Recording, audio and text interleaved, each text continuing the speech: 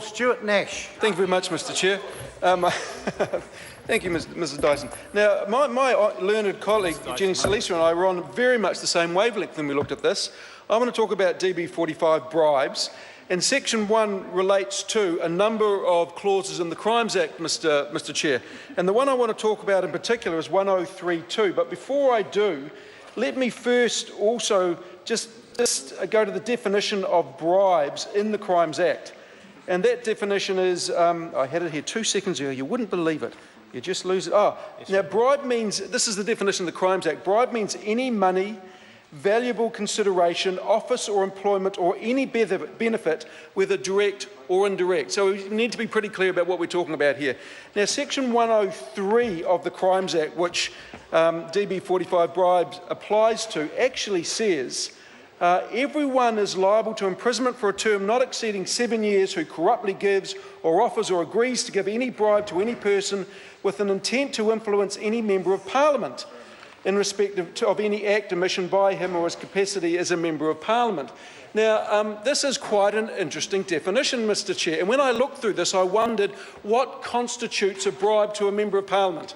Now, we all know that the Electoral Finance Act really tightened things up. So if we're given a campaign contribution over $1,500, then we have to declare this, Mr. Chair. We all know this. Under that, then that's fine, but it's not considered a bribe. But say, for example, a Minister of Parliament was given a car and told to promote something, just as a hypothetical example, would that be considered a bribe? Now, because they're trying to exert undue influence by driving around, let's just say, a badged car, when I look at the definition here, it would come quite close. The thing I can't find, though, Mr. Chair, is the definition, I'm sure there is one, of corrupt. So this is 7 years who corruptly gives. So I suppose what it is, it's about the intent of the person who gives the money or the good or the offer of employment to that particular MP.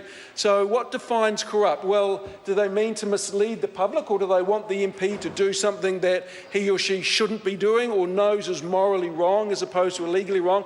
I'm not too sure, Mr. Chair. The Minister no doubt does understand the law a lot better than I do in this area, and I wouldn't mind just a little bit of direction on this, because I think that in this day and age of increased scrutiny that MPs are coming under, we need to be incredibly clear about what constitutes a bribe, so none of us get put in a situation where unwittingly we accept a gift or an offer of money or a car or something like this that may by law constitute a bribe.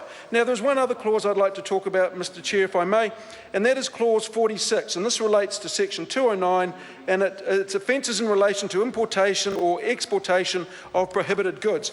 And the interesting thing here, Mr. Chair, clause 1, subpart 1, and this talks about is knowingly concerned with the importation or exportation of goods that are designed, manufactured or adapted with the intent to facilitate the commission of a crime. Now, the interesting thing about this is you could argue that a gun is designed to facilitate a crime. I mean, you have a gun so you can shoot something, whether it's a target, a person, an animal, but it is actually designed, you could mount a strong argument that a gun is designed to actually facilitate a crime. And so how do things like guns or spears or shield, whether they're ornamental, whether they're African, whether they're Indian, whether they're new, whether they're old, but how would you actually know if in fact you are importing a prohibited good?